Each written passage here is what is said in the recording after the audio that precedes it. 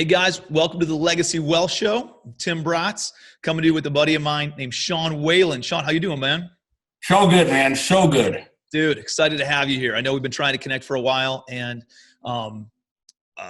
you're somebody that is an inspiration to me, and good friends with Mark Evans as I am, and we run in a lot of the same circles with a lot of great people. So it's awesome to connect. You're a massive influencer and making a big impact, right? I think that's a lot value driven based on the value that you provide, to the point where I know you run the Mastermind Lions Not Sheep, and I know that you have like 575,000 followers on Facebook, which is just remarkable. And so I want to dive into a lot of that, and then a lot of the mindset stuff that you talk about, and a lot of the philosophical stuff. I know both of us are fall into that realm. So why don't you just get started, man? Tell everybody a little bit about you and what your background is, and how you became an entrepreneur, and how you got to where you are now.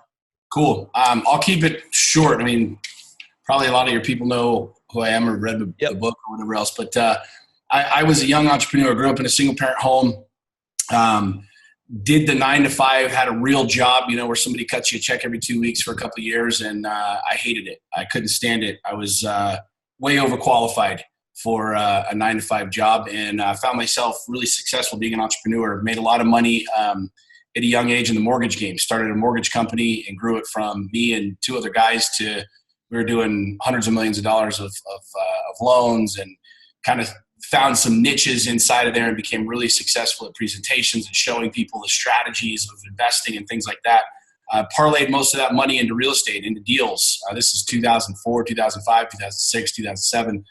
2008 rolls around. I got my clock cleaned like a lot of other people did. I found myself, as I talk about in my book, like juggling bowling balls. It was like, this is what success looks like. This is what wealth looks like. You got to have the big house and the cars and the watches and the things. And I had all that shit. I had the boats. I had multiple houses. 170 employees. We were making a lot of money in one company, and my development company was losing a lot of money. And I literally felt like I was juggling bowling balls every single day. And I reached a point when I was 31 years old where I was like, what am I doing? Like, what the fuck is this? Like, I have everything I'm supposed to have. Why am I not happy? Like, this is what everybody told me this would look like and feel like and be like. To make a long story short, I went through a pretty interesting time where I burned my entire world to the ground. I left my company, which was doing $25 million a year. We had literally hundreds of employees, and walked away. Took no assets, took no equity, left a 10-year marriage. I don't know what a midlife crisis looks like, but if it means burning your entire world to the ground and sticking your head up your ass for 18 months, that's essentially what I did. And in that period of time, I went into a really dark place where I alienated myself. I cut everybody out of my world. From a young age, we're told what things look like. This is what life looks like. And you go to school, and this is how it should look. And you're successful if you do this, this, this, this, and this. Well, I did all those things, but I fucking hated my life. I was like, dude, what am I doing this for? Mm-hmm. And I started asking myself that question, and I went down into a really dark place until one night I put a 9mm in my mouth and almost blew my brains out. I contemplated suicide. I had burned my world. I burned my marriage. I burned my business to the ground, and was in this place where I was like, fuck, what am I doing? Like, maybe it would be better if I left and my kids could grow up without this crazy wild dad, this entrepreneur who's unstable and all this other place. And I wrestled with that all night, and I woke up the next day. Luckily, with a bottle of whiskey next to me and then this Ruger P95 next to my head. And I did for the first time something that I'd never done before in my life. I reached out for help. As an alpha, it was like, dude, just put your big boy pants on, go make shit happen, right? Mm-hmm. And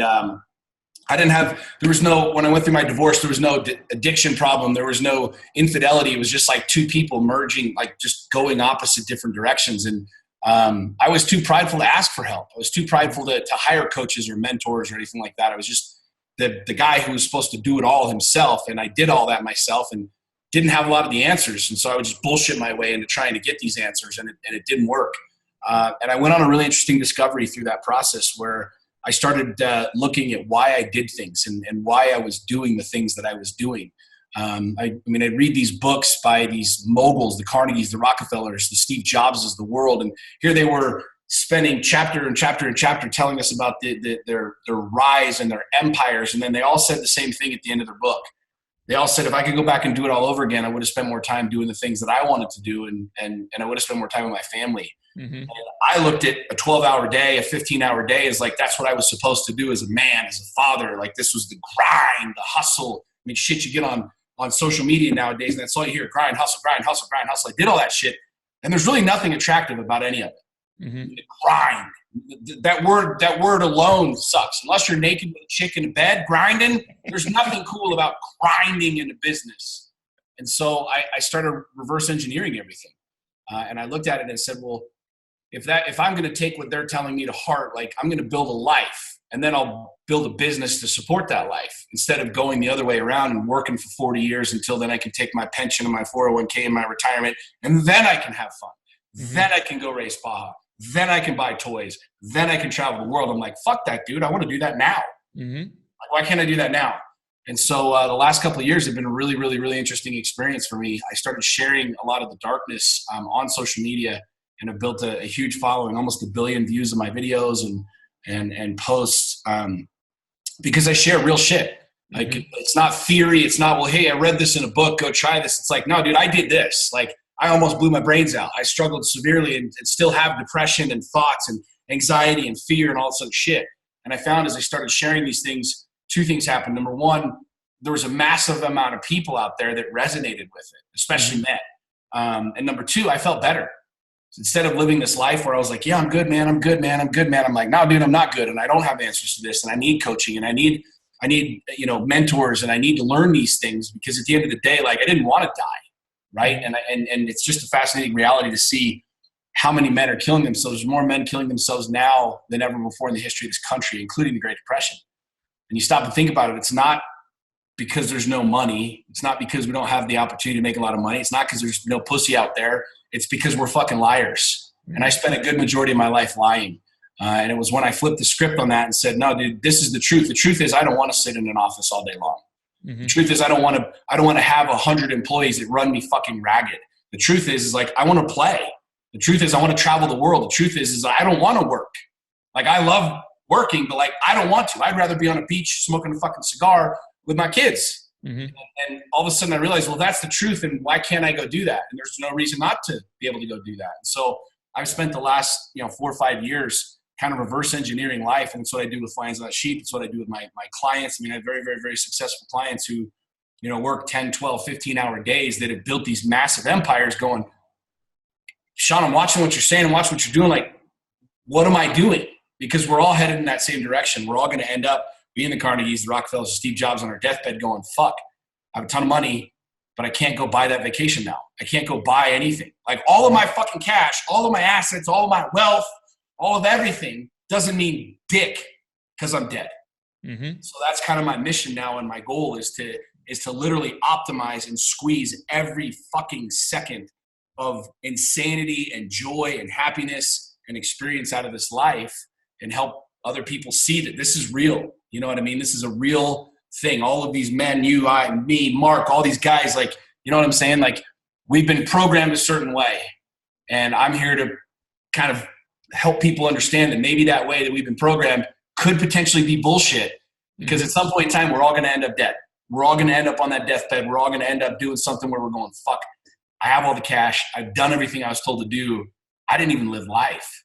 And so for me, that's been my last couple of years, is really sharing my personal journey in this and showing people what's possible, and not telling them what's possible, but literally showing them through how I live and what I do and how I speak and how I am with my kids and everything else. Like that, there's a really, really, really cool opportunity to experience life, but you're going to have to check out of the old reality and do some new things. So it's kind of where I am right now in my life and what I do with Lions Not Sheep. And it's been one hell of a ride, man. Dude, it's a wild story, a lot to unpack there too. So I want to talk a little bit about, like, I heard a good quote on Goalcast or something, where somebody was like, we all hit rock bottom. Eventually we hit rock bottom. Like rock bottom is having a gun in your mouth is definitely rock bottom. But as bad as rock bottom can be, it's also a great foundation in which to grow from and which to build from. That gives you a stable, something to look forward to, right? And gives you a stable foundation in order to build something better moving forward. And so dude, that next morning when you sat back and you're just like, fuck, I need clarity on this thing. I need vision. Like, what did that process look like? Like, you sat down and you just try to take a 20,000 foot view of what your life looked like. Cause I know a lot of people, man, you can't see the picture if you're sitting in the frame, you know?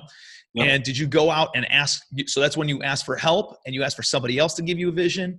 And I guess, where I'm trying to, like, how do we not get hit rock bottom? If we know that we're going down that path, if somebody feels like, dude, I'm just trading my time for money and I'm going down this rabbit hole of hell, how do I not get to the point where I got a gun in my mouth and make sure that I get that help before then, you know? You're gonna have to do something that's more difficult than you've probably ever done, which is tell the truth. It's easy for us to go make money, man. It's easy to build a business. Everybody listen to this and come on. There's fucking dudes selling dildos today, man. There's dudes selling rubber dicks making millions of dollars. Don't fucking talk about money. It's not hard to make money. That shit's easy to do. When I woke up the next morning, like, the thing that came to me that I realized more than anything else, it wasn't like I needed a coach to help me make money. I was still, even though I lost millions of dollars, I was making millions of dollars. It wasn't hard, right? My development company was getting its ass handed to them. But like, I flipped almost 4,000 houses. I don't know very many people on this planet that flip that many houses. Mm-hmm. Period. Like, documented, done deals. Like, when the market crashed, I was a fucking pit bull, man. I went into the market.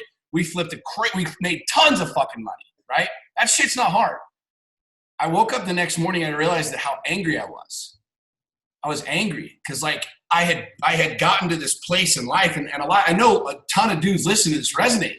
Like, you're angry, you're at work, but your wife's mad because she wants you to be home, and you feel like when you're at home, you need to be at work getting deals done. And honey, look, I mean, I got to be here so that we can afford the big fucking house and your Mercedes and the trips to Cabo. You know what I'm saying? I was that guy. I was the dad in Disneyland in line, like, on my BlackBerry. And she's like, honey, do you want to be with us? I'm like, how the fuck do you think we afford to be here, lady? Like, I got to be shit. I got to be doing the shit.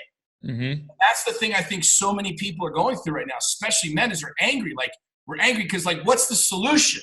Mm-hmm. Well, if I do more here, I'm going to piss somebody off over there. If I do more here, and there's like this internal battle where we're doing everything for everyone else. Yep. Because that's how we've been programmed. Literally, think back to when you were a kid. You, me, I don't give a fuck how old you are, 30, 35, 40, 45, 50, it doesn't matter. Every single human being listening to this has been programmed the exact same way. Let me show you exactly what I mean. When we were little kids and we were in elementary school, sit down, quiet down, slow down. You had to sit in your desk, right? I have to go to the bathroom. You had to raise your hand to go fucking take a leak or take a dump, right?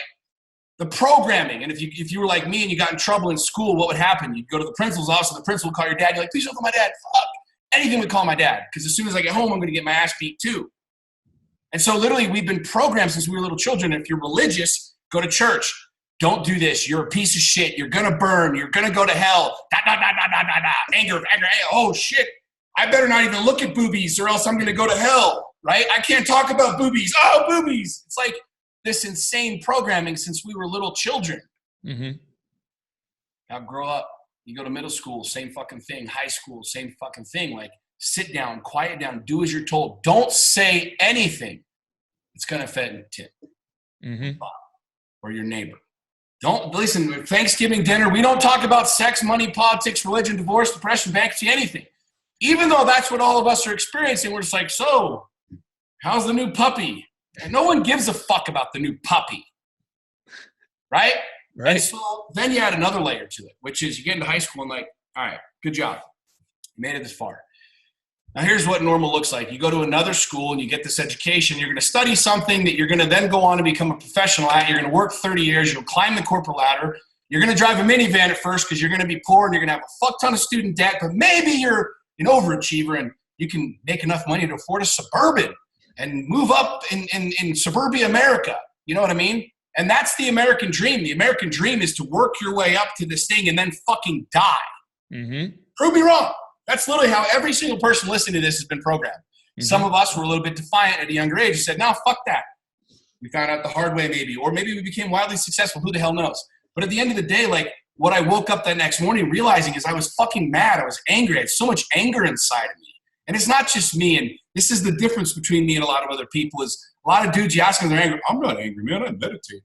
I wear my mala beads and I talk to Jesus. And no, dude, dudes are fucking angry. We're upset because, like, we're born, like, hunters and gatherers. Like, this is what we want to do. We want to go out and build shit. We want to fuck. We want to like love. We want to like go out and just be passionate about life. And we're these sedated sheep. We're fucking robots that go in and punch a clock and sit in a cubicle and do as we're told and go home and eat the same fucking dinner and fuck our wives the same way and wake up and go do the same thing day after day after day. That's literally like a majority of human beings on this planet. And so when you stop and think about that, it's maddening. It's mind-numbing. And that's the reason men are killing themselves, is because you can't say I don't like my life. Because if you do, people are like, oh my God, let's call a family meeting and have an intervention. Sean's going off the rails. Sean, you need to support your family. You've got good medical and good benefits. Stay for another 20 years and then you'll get your pension and then all will be well. Well, you end up running yourself ragged. You're fat as fuck. You hate your life and you end up having a heart attack and you're dead. And you haven't done dog shit. Your kids, I mean, you go to dinner now and you see a whole fucking family sitting around a table with people on their phones. Like, we're not connected. We don't talk about anything anymore. This is what I see as the major dilemma. And this is what I went through. Is I was that guy. I did what I was told to do. I bought the big house. I moved up. I had investments. I had things. I had money in the bank.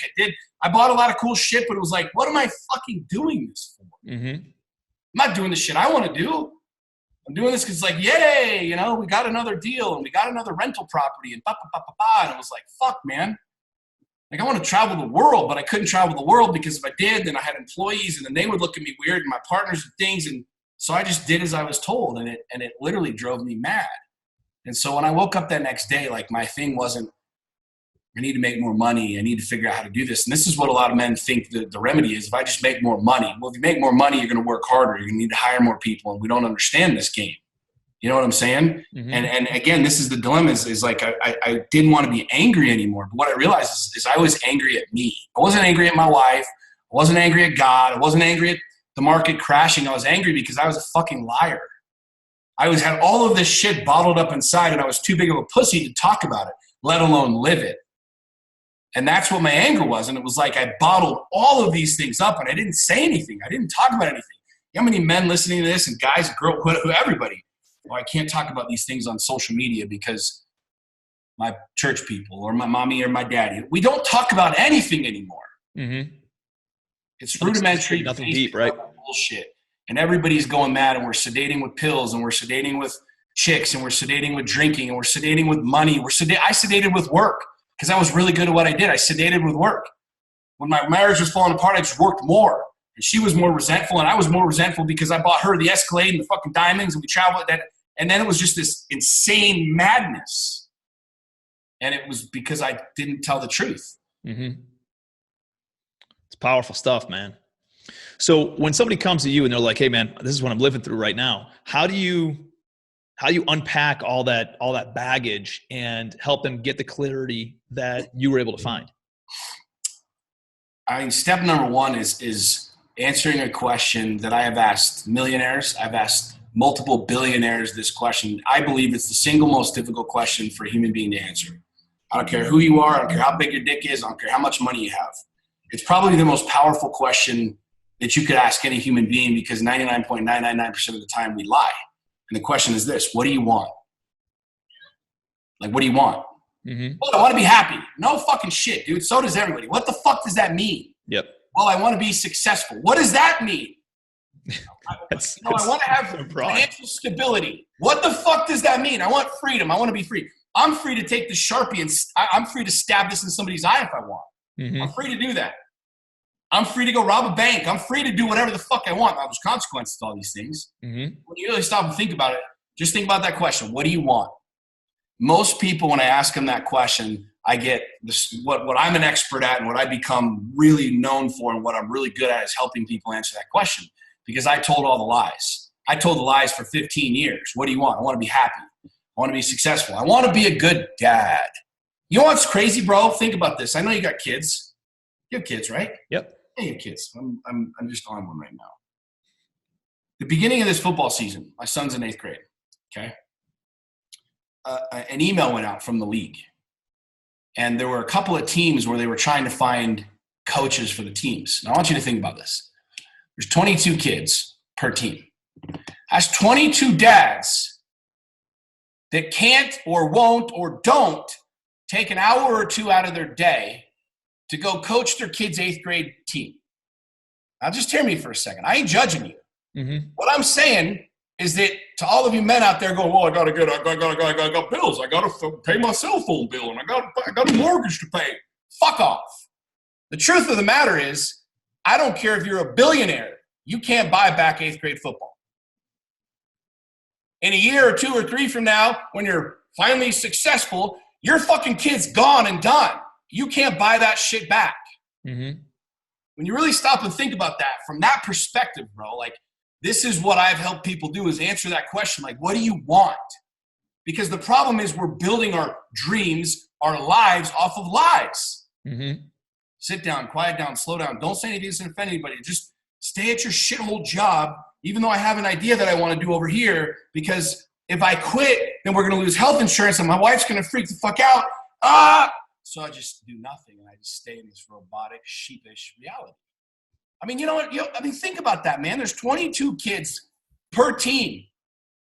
That's almost 100 fucking dads, and not one of them would go coach. It's wild, man. 2 seconds. Like, really, like, put that in your pipe and smoke it, because I don't care if you make $100 million, $1 billion. Buyback yesterday. Mm-hmm. I could hand you, Tim, a pallet of cash right now. I could hand you $1 billion. Change yesterday. You can't. You want to know something even crazier, bro? Change tomorrow. Go ahead, change tomorrow. Here's $1 billion. Change tomorrow. Newsflash, you might be dead by dinner. It ain't about the money, man. Mm-hmm. It's about answering that question. What do I want? What do I want? And the reality is, like, people can't answer that question. And this is what the very first step that I had to do, that I had to go through, is get real about that shit. Because I told all the lies. I want to be happy. I want to be a good dad. Blah, blah, blah, blah, blah, blah, blah, all the same bullshit that every single person listening to this is saying right now. The truth is, I didn't want to work. The truth is, I didn't want to work. That's the truth. The truth is, I don't want to work. I want to make a fuck ton of money, and I don't want to work. So, okay, cool. There's some truth. Now I get to build from that. What does that look like? What does that mean? How much is a fuck ton of money? How much time do I want to put into making a fuck ton of money? You understand what I'm saying? Like, when you go down that rabbit hole, man, it goes really, really, really deep. And what most people don't do when you're hanging out with your buddies, you're golfing, you're playing, how you doing, man? I'm good. Nobody's talking about real shit. You're just drinking beer, talking about friggin' stupid shit, and then you're done golfing and you go home to the same shit. Mm-hmm. This is literally life. And what I find really, really, really fascinating is that I don't care who you are, what job you have, what title you have, where you are in life. It's one of the most difficult questions for a human being to answer is, what do you want? And what I had to do is get real with myself about what I really fucking wanted. I didn't want to be angry anymore. It wasn't making me a good man. It wasn't making me a good father. It wasn't making me a good ex. I didn't want to be angry anymore. I sucked. I was leaving so much money on the table with business by being angry. So it was like, I had to address that shit. I don't want to be angry. So I went down that rabbit hole. And then the other rabbit holes that I've gone down over the last 4 or 5 years through coaches and mentors and the whole thing. But every single person listening to this right now, like, that is the challenge, is answering that question. What do you want? Mm-hmm. And most people have no fucking clue. What does that mean for you? Like, what does success mean for you? What did you want? Well, I obviously you've been talking about what you wanted, but it seems like, I feel like you alluded to some things of can't change yesterday, can't change tomorrow, like today, right? Being present, being with your family, being with your kids, being, like just being able to wake up and do whatever the hell you want at any given day, any given time, and not having some sort of, somebody else telling you what to do or what to fulfill or anything like that. Is that kind of where you help lead people? Yeah, well, I help people answer that question. I mean, think about that for a second. It's not hard to get in shape. Okay? It's just not. I don't care. I had major spine surgery a year ago, and I'm in the best shape I've ever been in at 41 years old. Like, I'm ripped. I got a 6-pack. Like, I'm fucking ripped out of my mind. Best shape I've ever been in. Mm-hmm. I have every excuse under the sun not to be. Like, I've got cash in the bank that I don't have to do dog shit for a year, and I can pay all my bills and still live the way I want to live. Mm-hmm. I've got almost 600 clients around the world right now that I make money from, that I invest time and energy with, that I'm helping, like, solve these problems and answer these questions, right? Mm-hmm. I realize that, like, success to me is different than what it is to somebody else. honestly, my definition of success, and it's as rudimentary and basic and simple as you could get, is if I can buy a first-class plane ticket for me and my family anywhere in the world and leave anytime I want, I'm successful. That's my definition of success. Can I buy first-class plane tickets and fly me and my family anywhere in the world and still make money? I'm successful. This, that, you got more money in the bank. He's got more cars. I don't fucking care about any of that shit. None of it. Like, to me, that's what I want. Mm-hmm. Honestly, like when you talk legacy, the big word, your podcast, legacy. Like, everybody thinks legacy. Like, think through this idea for a second. We're working our asses off to leave our children a better future. Think that through. Everybody listen. You're working your guts out today, not coaching your kids' teams, mm-hmm. not being able to be anywhere, any place, anytime, to leave them something. If that doesn't sound completely fucking ass backwards to you, I don't know what does. I mean, I literally had a client who was making all of these videos and doing all this content because he was doing it because he wanted his daughter to watch it years from now. I'm like, so you're at the office filming all this fucking content. Where's your daughter? She's home. What? You're working your guts out to leave some kid. You want to know what legacy is to me? I want to die having spent my last red fucking cent. Mm-hmm. What I want to do is spend the next however many years God blesses me on this earth showing my kids, empowering my kids, building them to become independent producers so they're their own multimillionaires. Yep. We're not squabbling over daddy's money. I want to spend that shit. I want to die flat ass broke. Here's 50 grand for my funeral. Bury me. I don't give a shit. Bury me on my stomach so everybody can kiss my ass. I don't really care. They're all independent multimillionaires. That's mm-hmm. legacy, man. Isn't it? I agree 100%, man. It's not about passing down treasure or estate or property or anything. Everybody it's about doing passing down mindset. It's about passing down. Yeah, that's going to make a bigger pivot in your family tree than passing down any amount of cash. But how many people that you know right now, Tim, are doing that? Really? How many? I don't know very many. I know most dudes are legacy building, grinding, hustle, grind, to build this empire to leave to their kids. And then all of a sudden they're on their deathbed and their kids don't even know who the fuck they are. Yep. They didn't coach your kids' 8th grade football team. Or it's associated with fucking dad working their dick off for their whole entire life. And they want nothing to do with that business because they have such negative connotations that come with it, right?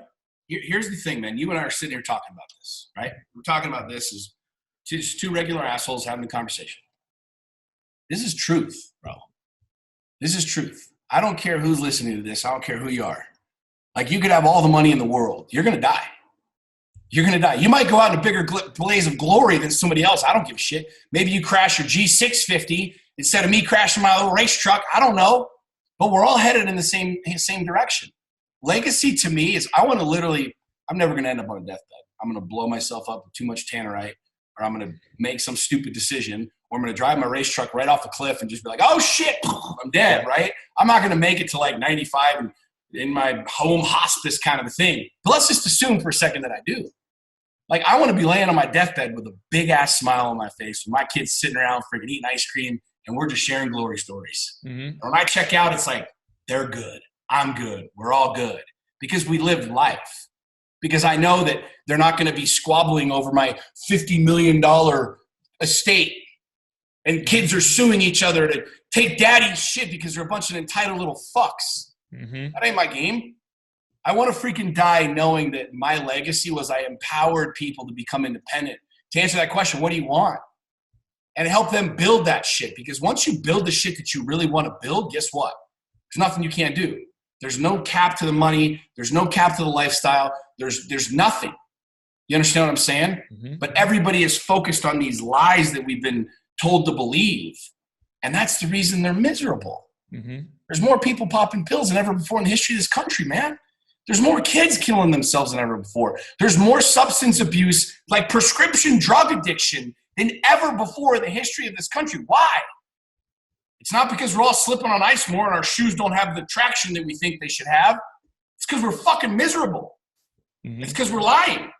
Men, women, husbands, wives. How are you making sure that you're passing this on to your kids, this insight to your kids? I know, dude, you're always taking pictures of your kids. You guys are always out. I'll tell you how. I'll tell you how. My son is 10 years old when he was my co-driver for the very first Baja 500 that I raced. I remember. That's how. My friend flew me down there on his Challenger, his Bombardier Challenger, beautiful jet, makes hundreds of millions of dollars. He said, "Come down to Mexico, come check out the Baja, teach me some social media on the way down, and I'll pay for everything." I said, "Great, awesome." I'm down there. I'm like, "Dude, this is dope. I've never done this before. I didn't ride a dirt bike till I was almost 30 years old." Mm-hmm. And I'm sitting at the finish line. He crosses through in his $400,000 trophy truck, jumps in a helicopter, flies out, gets into the Razor with his, I think he was 14 at the time or 15 at the time, his son. And I'm standing at the finish line as they both cross the finish line. And I'm watching him and his son take his helmet off, and I was like, that's the shit. I'm standing there by myself, literally with tears coming down my cheeks, like, that's the game. That's the fucking game. Mm-hmm. That's the game I want to play right now. Like, that is what I want. And I literally picked up my phone, and I FaceTimed my son. I'm like, "Bro, do you want to do this with me?" He's 10 at the time. He was 10. He said, "Hell yeah, Dad." I was like, done. And literally, I didn't know anything about this. I knew nothing about off-road racing. I literally came home, I checked my bank account. I know how much money I got in there. I'm like, I got two options. Stack my cash, or I'm going to go buy a fucking race truck. Mm-hmm. I literally called a buddy of mine who was a mechanic for the Nitro Circus. I was like, "I don't know anything about this. I know nothing about what I'm doing right now. I'm going to buy a race truck. Will you come to Vegas with me and make sure that this race truck that I found is good?" And he said, "Sure." And I literally drove down to Vegas, grabbed a stack of cash, bought this truck, and within 30 days, my son and I were racing. It's awesome, man. And literally, he and I have raced the Baja 500. We've raced the Baja 1000 together. And the last Baja 1000 we were at, a guy came up to me and he recognized me from social media. "Hey, Sean, my son's in the truck, going through contingency, signing autographs with all these little Mexican kids and the whole thing." He's like, "Man, this has been on my bucket list for 20 years. The guy was probably in his 50s. I said, "Why don't you race it?" "Well, I got kids in college." The same thing that 100% of these motherfuckers out here listening would say. "Well, I got kids in college and I got retirement coming," and blah, blah, blah. Every fucking jack-off excuse. Mm-hmm. And I'm like, "Bro, let me ask you a question.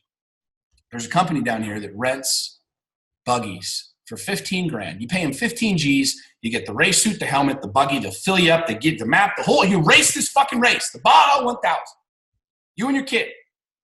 I said, "Would you even notice if your 401k or your retirement was 15K lighter?" He's like, "Probably not." I said, "That's the difference between me and you." Mm-hmm. That's the difference between me and you. You sit down with your financial advisor going, "Well, we got to be at 10 years down the road, 15 years. You might be fucking dead by dinner, bro." Mm-hmm.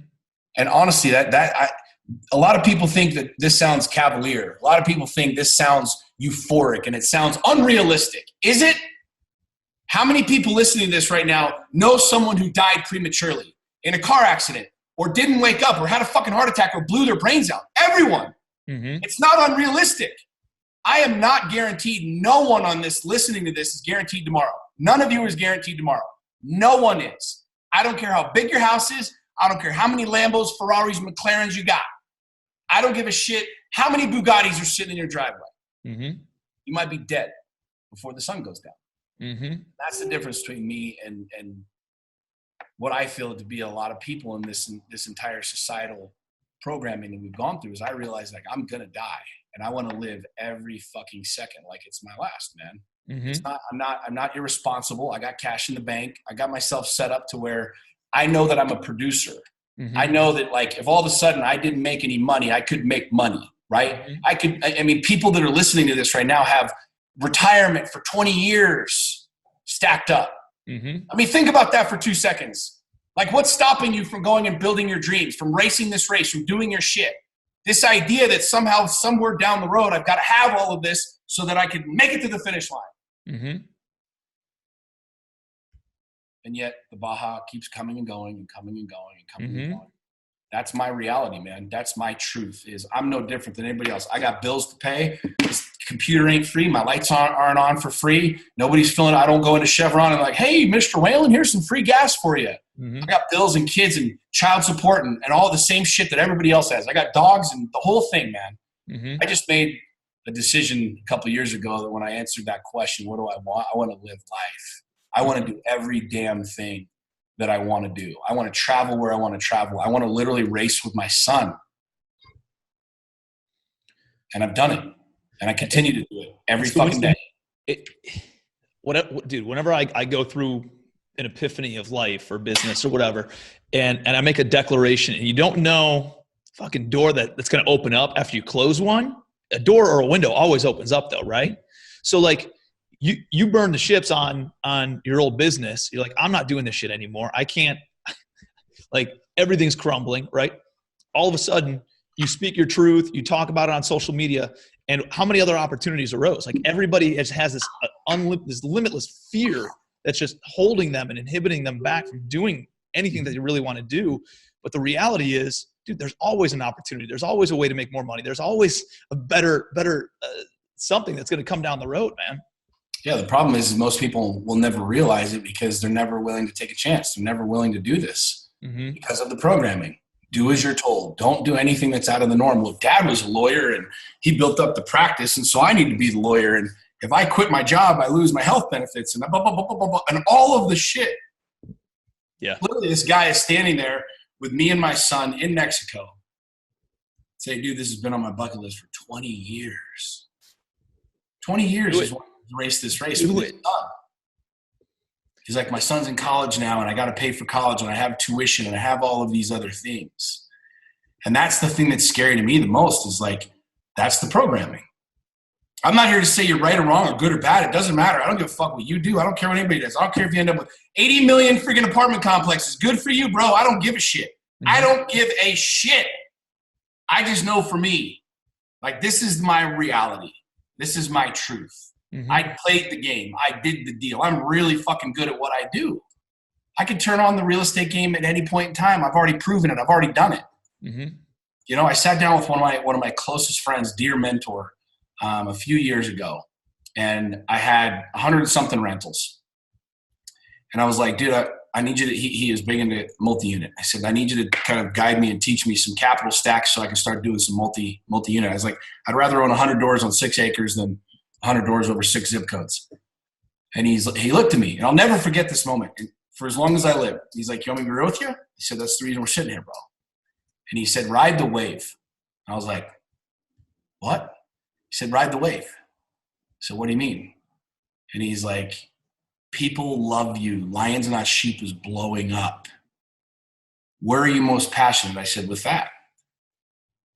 And he's like, you can always get back into real estate, man. He's like, you've proven it for 10 years. You've made millions of dollars in real estate. You coached hundreds of people on how to acquire real estate. You literally own thousands of properties, Sean. You've proven you're really fucking good at the real estate game. Where's your heart? I said, it's here. And in that moment, I made a declaration, and I called all my agents, and I sold every single one of my properties, every single one of them. It took us about 7 months to liquidate every single thing. I sold every single piece of real estate that I owned. Probably not, I mean, you're a real estate guy. Do what you want to do. Listen to Tim. If you're following Tim, whatever. I don't really care. That was my game. And I went all in on Lions Not Sheep. I went all in on what I was passionate about. And I can tell you that, I mean, I literally do whatever I want, whenever I want, with whoever I want. And to me, that's success. I don't need to swing dicks and say, well, you got more cash, or I got more cash, or he's got 3 Lambos and I got this, or I got that. I'm like, I drive a GMC Sierra every single day. But I can drive to the airport and fly anywhere in the world whenever I want, and I don't even think about it. To me, that's the life that I want, man, because I know I'm not guaranteed tomorrow. And I don't wake up morbid. I don't wake up going, oh, dude, I might die today. I wake up so fucking grateful, man. I live in a beautiful home. I look out over a gorgeous valley here in Salt Lake City. I can turn my computer on, but I'll fuck up my desk. I wake up and I look out that window every single day, and I'm like, yes, another fucking day. I got eyes. I got fucking breath in my lungs. I'm like, dude, let's go. If you can't find joy and excitement and motivation in the fact that you got another day, you better reevaluate your life. You better reevaluate what you're doing, because if you're working these shit-ass jobs you hate, going into an office with people you can't fucking stand, and you come home being an asshole to your wife and your kids or your girlfriend or wherever, dude, you better fucking reevaluate, because one of these days you're going to be sitting there, you're going to get T-boned and dying and going, what the fuck did I do? And at that point in time, you can't do anything about it. It doesn't matter how much you got. It doesn't matter how much money you have stacked. This is truth, man. Dude, and what you're saying, man, is in my eyes, true legacy. Dude, you're living it, and there's no way to teach your kids something. Hey, like they're going to see what we do. They're going to watch, and they're going to mimic and imitate exactly what we do. And that's the best coaching and the mentorship and guidance that we can give our kids. Every single year, the Mint 400 is a race that's down in Vegas. It's kind of like the Super Bowl of off-road racing here in America. And it falls on my son's birthday every year. So it's kind of like the best birthday present, right, is we get to go race the Mint 400. And I gave him my word. I said, you will be my co-driver in every single race. Now this year's different because I just bought a new race razor, and he's going to start driving. He turns 14 in a month, so he's 13 right now. And last year, I'll never forget it as long as I live, this guy was putting a huge conference on in Vegas. And he's like, hey, man, will you come keynote for me? I'm like, nope, I'm racing with my kids. He's like, there's 800 people, whatever. I'm like, dude, I'm here racing with my son. Like, it's his birthday. Fuck off. I'm not doing it. I'll pay. I didn't care. Like, I'm at that space. I don't fucking care. I don't need the money. I don't need your 800 people. I don't give a fuck. And I was like, wait a second. I have an idea. And so I said, yeah, dude, I'll do it. And so I brought my son. And I'll never forget as long as I live, like them calling me up there and everybody's cheering and laughing, the whole thing. And I had 800 people sing happy birthday to my son. And then I called my son up. And I was supposed to give this big ass keynote and rah, rah, rah, go get him, everybody. Yay. And I'm like, no, dude, let's have a conversation with my son. And we stood up there on stage in front of 800 people. And I just said, what questions do you want to ask my son? And like, he's standing there with a microphone at friggin' 12 years old in front of 800 people. I'm like, this is my shit. This is what I do. Mm-hmm. Like, I can talk about it or I can be about it. And I'm like, if you wanted me to be here, this is how. And we sat there for 20 minutes with my son, man. And it was magical. People came up afterwards. They were like, that was the most motivating shit I've ever seen. You could have talked about ClickFunnels and scaling and growing and ROIs and KPIs, blah, blah, blah, blah, blah, all the shit that's easy. And like, the fact that you called your son up there and you had this conversation that was raw, off the cuff, like there were more men that came up to me after that. They were like, dude, I want to go home and be a better father. I was like, cool, man. Again, there were people taking pictures with my son and stuff like that. Like, that's the legacy. That's awesome. That's the jam for me, you know? And I think a lot of people probably listening to this right now are like, dude, I think I'm being presumptuous, or I think I'm being an asshole. I grew up in a single parent home. There's no silver spoon. There's no safety net around me, man. This is real. This is me. I'm the same way. You got Mark Evans. I'm the same way in person as I am online. There's no facade here. There's no story that I'm trying to like pitch people. And I'm living this shit, man. Just look at my life. Look at what I do. I'm living this because I realize it's real. It is very, very, very real that every person listening to this right now may not ever see another sunrise. That's very real. Like, I want you to think about that. How much different will you watch the sunset tonight? Mm-hmm. How much more passionately will you kiss your woman? How much more tenderness will you show your kids? If you knew that this was the game, this was it, you'd be a different person. But we somehow think that the game's going to run forever. That just happens to somebody else. Somebody else dies. Somebody else gets into a car accident. Somebody else chokes on their food. Somebody else has a heart attack. And then all of a sudden, some dude that's 39 years old has a heart attack. And you're like, what? Fuck. I just chose a couple years ago to like go all in on this game because this is the game, man. It's powerful stuff, man. Powerful stuff. So there's a book that I read, and I ask a lot of people these kinds of questions, right? Because like we talk about legacy wealth, we talk about building up and all these different things. But again, I'm very aware. I listen to people who are much wiser than I am, who have lived longer than I have gone through greater shit than I have, and I read those kinds of books too. And I remember there's a book that I read called "The 5 Secrets You Must Discover Before You Die," and it asks these questions. And I ask a lot of people these questions. What brought you the greatest, like, so what they do is they interviewed, I don't know, 300, 400 people who were voted on and nominated as attaining high levels of wisdom in their life.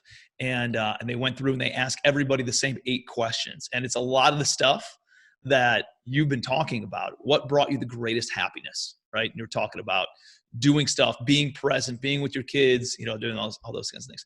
What are your regrets? You know, I know we talked a lot about that, and trading your time for money and going to work and doing shit and living up to somebody else's expectations versus your own, and living on somebody else's terms versus your own. Another one was what mattered and what turned out not to matter. Like, dude, we've been talking about that the whole time. But I guess my point is, man, I go through all these questions and I mean to ask them to people at the very end of every single one of these podcasts that I do, and you're hitting on all of it the entire time, right? So, you're at a point where it seems like, Sean, you got your shit together, right? I've talked to you about this before. Remember when we were talking Most days I have no fucking idea what I'm doing. Most days. And that's what was your answer, right?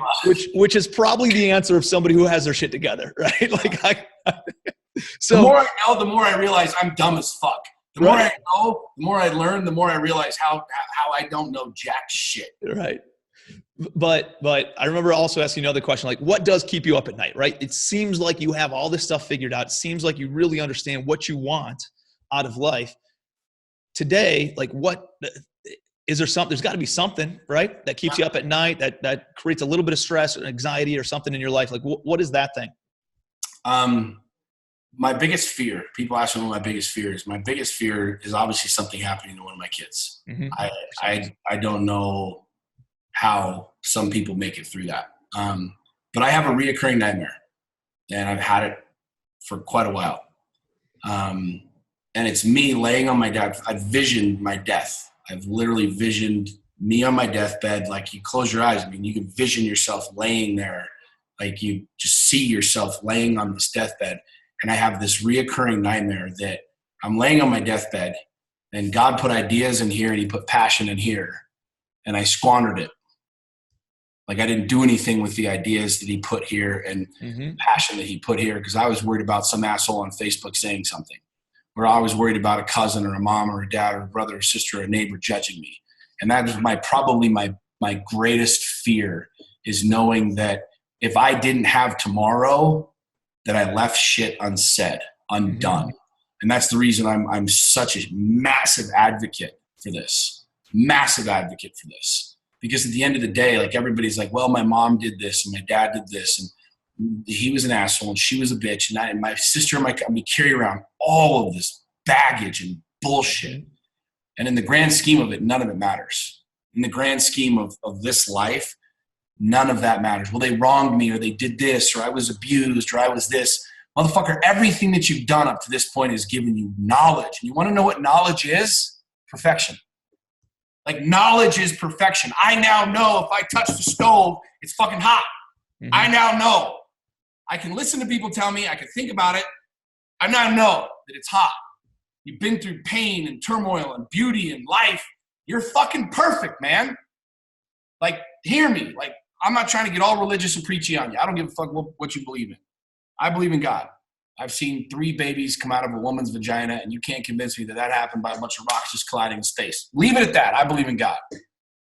Like, everything that you've done and you've experienced has brought you to this point. You know what hurts. You know what feels good. You know what's light. You know what's dark. That's perfection. Mm-hmm. Like, we're fucking perfection. We're perfect creatures. Going through this experience, making mistakes, learning, having fun, learning. That's knowledge is perfection, man. When you stop and think about it, like, that's what makes life so incredible. That's what makes this entire thing so dope. But yet we're constantly thinking that we're lower than this and we're not good enough and we're the dust of the earth. And the Bible says, and he says, and she says, as a father, man, I would never in a million years want my kids to go through this life with their head down, like, I'm just a piece of shit, man, and hopefully I make it to heaven, and hopefully I'm a good person, and I hope. Fuck that shit. Fuck that. Hold your head up, man. Like, you're a fucking king. Act like it. Mm-hmm. I don't care where you are on the financial spectrum. Stand up. You know what I'm saying? Go make something happen. Go live your dreams. What? Do you even know what your dreams are? You know what I'm saying? Mm-hmm.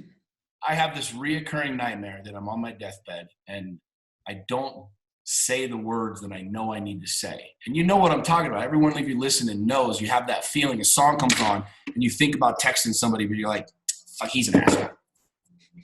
And you don't do it. Think about that for 2 seconds, man. You might never have another opportunity to do that again. Mm-hmm. You might never have another opportunity to do that again, which is why I'm so out. People say I'm blunt or I'm this or I'm that. No, dude, I just speak my mind because I know I might not have another opportunity to speak my mind. Mm-hmm. And there's nothing that I fear more than laying on my deathbed knowing I could have $1 trillion, $1 trillion, And when I'm in that place of the game, I now no longer have what you and I are blessed to have right now, options. Mm-hmm. You're on your deathbed, like my single greatest fear is they could literally have $1 trillion sitting right next to me. I can't go back and buy that vacation. I can't go back and coach 8th grade football. I can't go back and race the Baja 1000. I'm dead. I can't go back and make love to my woman. I can't go back and say the things that I should have said 10, 15, 20 years ago. What you and I have right now, and every single person that is listening to this that has ears to hear and eyes to see, you have options. Mm-hmm. That's my single biggest fear, which is what probably drives me the most to be who I am, to say the words that I say, to live the life that I live, is knowing that if that day comes, when that day comes, I can just sit back and be like, that was fun. And I don't have any regrets. I have no regrets. Dude. Love it, dude. I think that's an amazing way to close it out too. So, dude, Sean, thank you so much, man. I know how busy you are, and I know how much you value time. And so, like, it means a lot to me, and I know to everybody listening that you would take the time to do this. And, dude, what's the best way for everybody to just connect with you and see your content, and probably social media, right? Yeah, social media, SeanWhalen.com is my website. You can find pretty much everything that I do there. SeanWhalen.com or Facebook, Instagram. Yeah, awesome. I'm not hard to find. And you got a book out too, right? I did. I wrote a book, and I'm actually getting ready to write book number 2.